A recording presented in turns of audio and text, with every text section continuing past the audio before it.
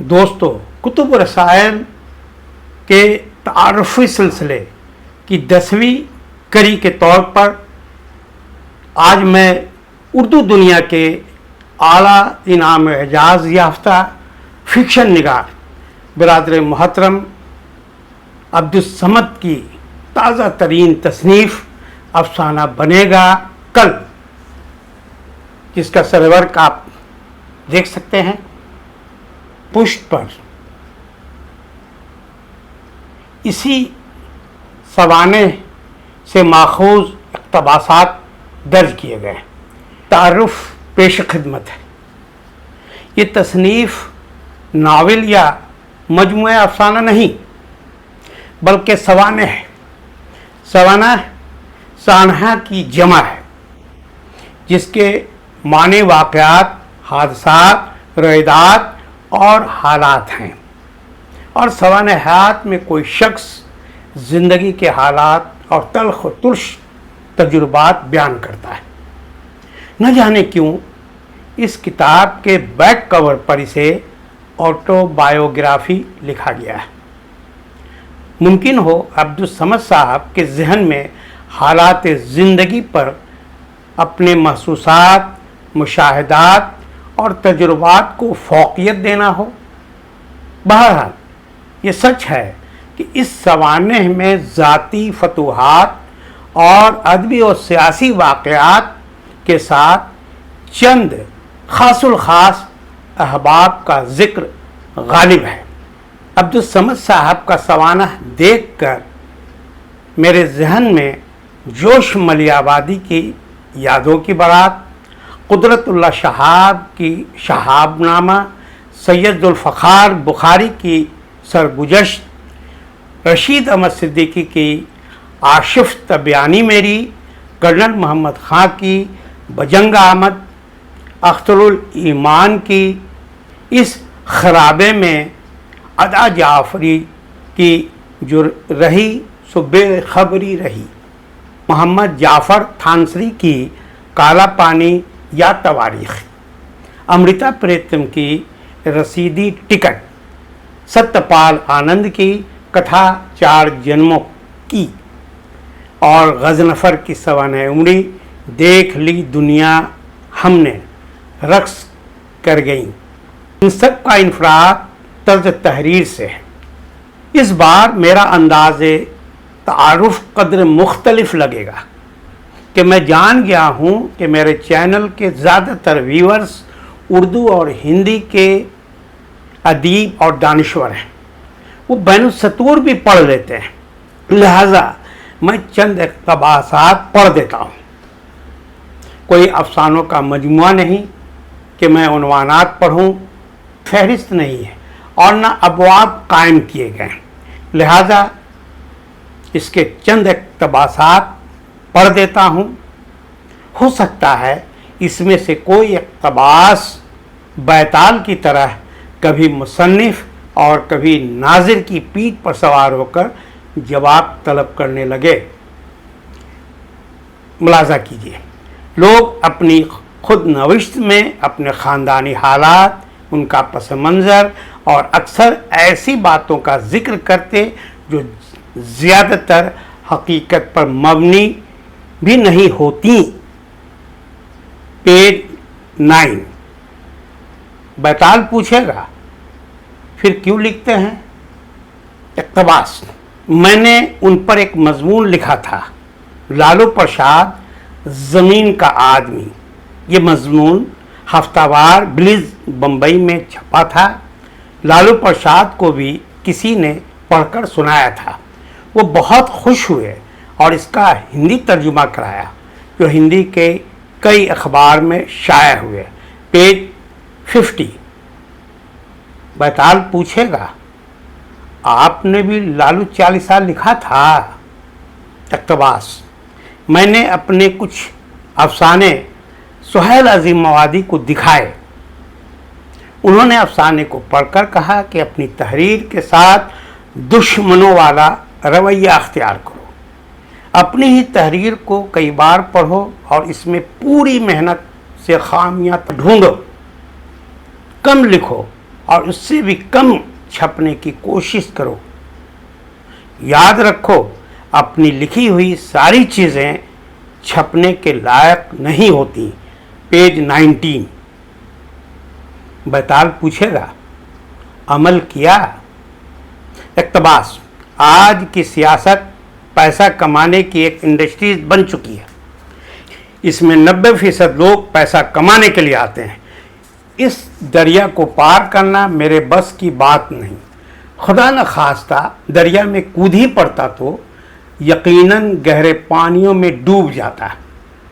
سیاست ایک ایسا حمام ہے جہاں سبھی ننگے ہوتے ہیں، کوئی دودھ کا دھلا نہیں ہوتا۔ پیج کنٹینیو 68، 78 اور 86۔ بیتال پوچھے گا، پھر بھی ساحل پر کھڑے شخص کی طرح سیاست کے سمندر میں غواصی کی للک تھی؟ اقتباس: میری بیوی افسانہ کہتی ہیں، ان کے خیال میں اپنے آپ میں سمٹا ہوا بندہ ہوں۔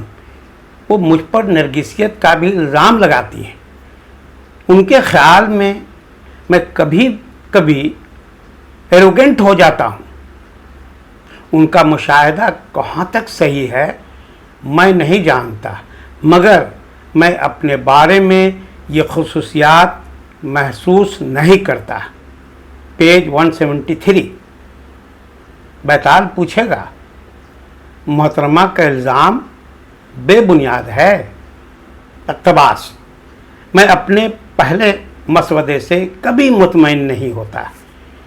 ایک افسانے کو کم از کم 2 بار لکھنا تو لازمی ہو جاتا ہے۔ فائنل مسودے سے بھی کبھی مجھے اطمینان نہیں ہوتا۔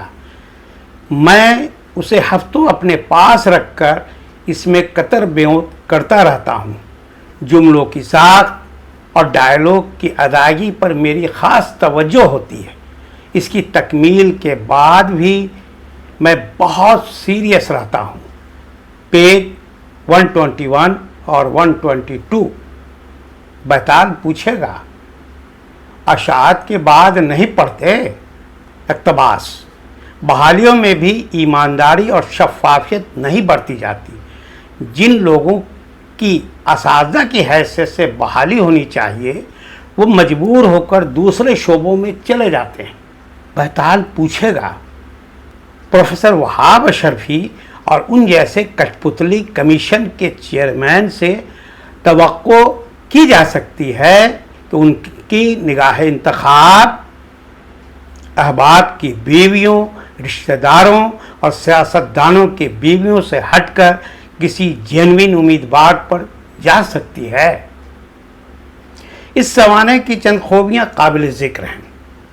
عبدالصمد صاحب کا جرأت رندانہ، سابق وزیر اعلیٰ لالو پرساد، رابڑی دیوی اور لالو جی کے رائٹ ہینڈ رنجن پرساد یادو کے متعلق چشم کشا انکشافات کیے گئے ہیں۔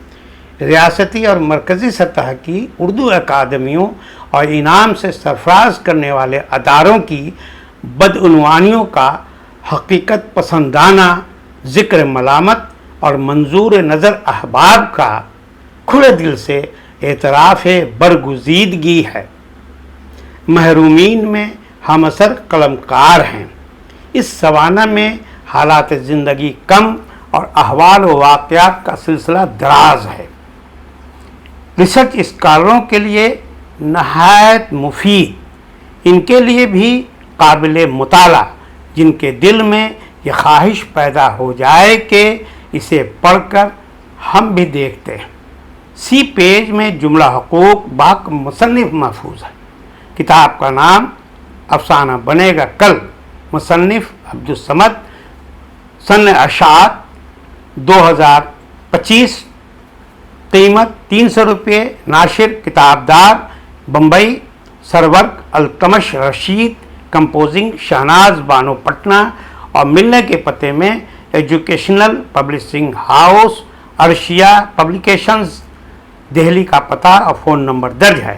اس کتاب کو موصوف نے اپنی بیوی، بچوں، رشتہ داروں اور ان تمام کے نام जिन्हें इस तहरीर में कुछ दिलचस्पी महसूस हो, मानवीन किया है। सरवर सादगी का गम्माज है और बैक कवर पर सवाने से मुंतखब इक़्तिबासात दिए गए हैं। दोस्तों, मैंने पूरी ईमानदारी से किताब पढ़ गया।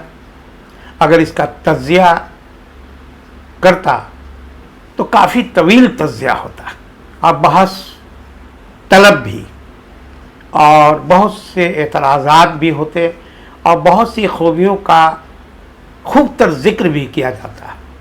लेकिन अफसोस, हमारे व्यूअर्स 10-15 मिनट से आगे का सफ़र तय नहीं करते।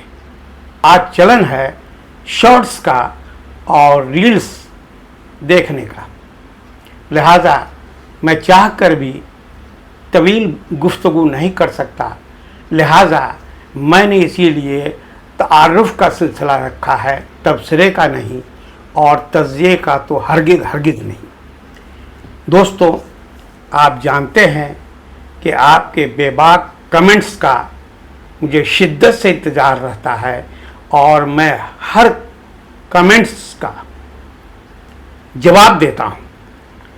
मैं अब्दुल समद साहब का शुक्रगुज़ार हूँ कि उन्होंने बराए मुताला मुझे अपना सवाना दिया और मैंने कोशिश की इस सवाना को आप तक पहुँचाऊँ।